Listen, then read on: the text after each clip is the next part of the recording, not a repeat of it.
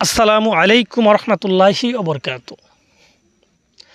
আজকে আলোচনা করব আপনাদের মাঝে একটা বশীকরণ তাবিজ নিয়ে।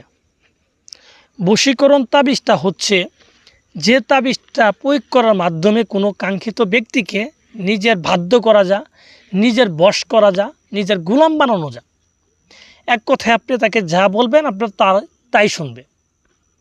এটা বিশেষ করে স্বামী স্ত্রীর ক্ষেত্রে যদি করেন, যে আপনার স্বামী আপনার কথা শুনেন, আপনার অবাধ্য, অন্য জায়গায় পরকীয়া করে বা অন্য কোনো মেয়ের সাথে মেলামেশা করে, সেই ক্ষেত্রে যদি আপনি আপনার স্বামীর জন্য এই তাবিজটা করেন, তাহলে সেই স্বামী সকল প্রকার পরকীয়া সম্পর্ক বিচ্ছিন্ন করে বা ছিন্ন করে আপনার কাছে ফিরে আসবে এবং আমৃত্যু সে যতদিন বেঁচে থাকবে সে আপনার কথা মতো চলবে, ভালোভাবেই চলবে।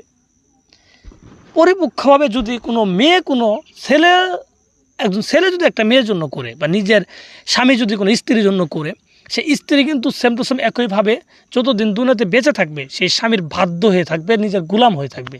তাকে যা হুকুম করা হবে তাই কিন্তু পালন করবে। তাছাড়া যদি কোনো প্রেমিক তার প্রেমিকার জন্য করতে চান বা প্রেমিকা যদি কোনো প্রেমিকের জন্য করতে চান এই তাবিজটা, তাহলে দেখবেন তার চোখের ভিতরে আপনি ব্যতীত অন্য কোনো মেয়েকে ভালো লাগবে না, শুধু আপনাকেই ভালোবাসবে। তার যদি আর 10টা সম্পর্ক থাকে, সবগুলো সম্পর্ক ছিন্ন করে সে আপনার কাছে ফিরে আসবে। এটা আমি একবারে গ্যারান্টি দিচ্ছি।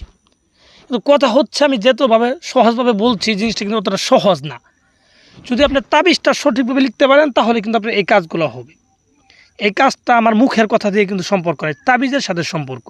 আপনি তাবিজ সঠিকভাবে করতে পারলে আপনার এই কাজগুলো হয়ে যাবে, এর চেয়ে বেশিও হবে।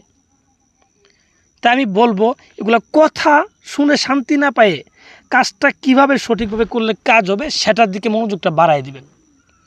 কারণ ভাই, এই বশীকরণ তাবিজ করার জন্য অনেক লোক হাজার হাজার কবিরাজের পাশে গেছে, বিভিন্ন কবিরাজের পিছিয়ে ঘুরতে ঘুরতে অর্থ ব্যয় করতে করতে শেষ, হতাশ। এখন একজন কবিরাজকে একজন ফেরেশতাও যদি তাকে এসে বলে যাবে আমি করে দিতে পারবো, তার কথা তার বিশ্বাস হবে না। এরকম পর্যায়ে গেছে। এর কারণ হচ্ছে আপনার সঠিক নিয়ম না জানি, সঠিক তাবিজ না জানি মানুষের পিছিয়ে দৌড়ান। আরে ভাই, আমার নিজের কাজ নিজে কর্ম, নিজের যদি যোগ্যতা থাকে অন্যের কাছে কেন যাব? নিজে যদি করতে পারি, নিজের আয়ত্তের ভিতরে যদি থাকে তাহলে আমি নিজেই করব। আর যদি আমার আয়ত্তের ভিতরে না থাকে তাহলে আমি অন্যের কাছে যাব। তো যাওয়ার আগে তোমার চিন্তা করতে হবে যে উনি যে ভিডিওটা আমাকে দিল, যে তাবিজটা দিল, এই তাবিজটা সঠিক কিনা। এই তাবিজটা যদি সঠিক হয়, সে যদি একটা সঠিক তাবিজ আমাদের দিতে পারে, তাহলে সে কিন্তু আমার জন্য একটা সঠিক তাবিজ করতে পারবো। তার কাছে যদি সঠিক জিনিস না কি থাকে তাহলে সে আমাকে কিভাবে দিবে? মানে কথাটা বুঝেন। তো তাই মানুষ চিনে জায়গা বুঝে আপনি যাবেন, তাদের কাছে কাজ করে নেবেন। আমার কাছে আসতে হবে এরকম না, এটা আপনার বিবেকের উপরে। তো ভিউয়ার্স, আমি কথা বেশি বলে ফেলছি। যারা এই তাবিজটা করতে চান সঠিক নিয়মে কিভাবে করবেন আমি আপনাদের বিস্তারিত বলে দিচ্ছি। আপনারা মনোযোগ সহকারে আমার কথাগুলো শুনেন, আর আমি যেইভাবে বলি ঠিক সেইভাবেই তাবিজটা লিখবেন। তো এই তাবিজটা লিখবেন যে কোনো একটা মঙ্গলবার দিন রাত্রেবেলা, রাত্রে 11টা থেকে 12টার ভিতরে তাবিজটা লিখে শেষ করবেন। এবং এটা লেখার জন্য আপনি যাবেন যে কোনো একটা শ্মশান ঘাটে। যাওয়ার পর শ্মশানে যেখানে চিতাপুরা আর কি, ঠিক আছে, তার আশেপাশে আপনি বসবেন, যে কোনো একটা আশেপাশে বসবেন, দক্ষিণ দিক মুখ করে। সামনে আগরবাতি মোমবাতি এগুলা ধরায় নেবেন। ধরায় নেওয়ার পর একটা মাটির হাঁড়ি নেবেন, নতুন একটা মাটির হাঁড়ি একদমই কিনে আনবেন।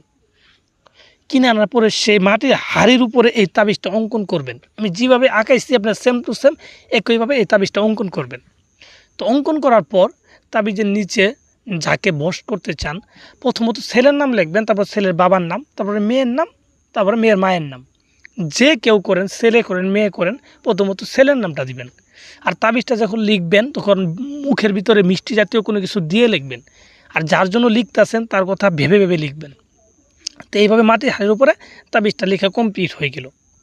হয়ে যাওয়ার পর এই তাবিজটা মাটির হাড়ির উপরে যে লিখবেন, কি দিয়ে লিখবেন?